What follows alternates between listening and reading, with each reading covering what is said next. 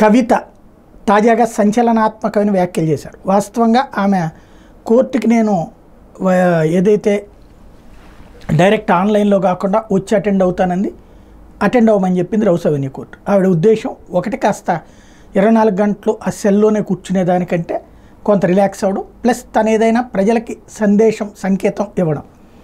అందులో ఏదైతే ఇప్పుడు రేవణ్ణ బీజేపీతో పొత్తు పెట్టుకున్నటువంటి జేడీఎస్కి సంబంధించినటువంటి దేవగౌడ వాళ్ళ అబ్బాయి వాళ్ళ మనవడు ఇప్పుడు చేసిన ఘాతుకాలు, ఆ ఘాతుకాల తర్వాత అతను పారిపోవడానికి సహకరించినటువంటిది అక్కడ ఉన్న కాంగ్రెస్ ప్రభుత్వమే. ఇప్పుడు అదే సందర్భంలో దాన్నే అడ్డుపెట్టి కేసు నడుపుతున్నటువంటి కాంగ్రెస్ ప్రభుత్వం ఒక వ్యూహాత్మకంగా వ్యవహరించింది. అదే నరేంద్ర మోడీ కూడా మాట్లాడినట్టు దాన్ని రైట్ చేస్తూ నాలాంటి వాళ్ళని ఇట్లా వేధిస్తున్నారు, అదే సందర్భంలో రేవణ్ణ లాంటి వాళ్ళని వదిలేస్తున్నారు అంటూ కీలకమైనటువంటి వ్యాఖ్యలు చేసింది. తద్వారా ఆమె ఏదైతే తాను మంచి అమ్మాయినే, మిగతా వాళ్లే చెడ్డవాళ్ళు అన్నటువంటి పాయింట్ చెప్పేటటువంటి ప్రయత్నం చేసింది. ఆమె ఏమన్నదో ఒకసారి విందాం.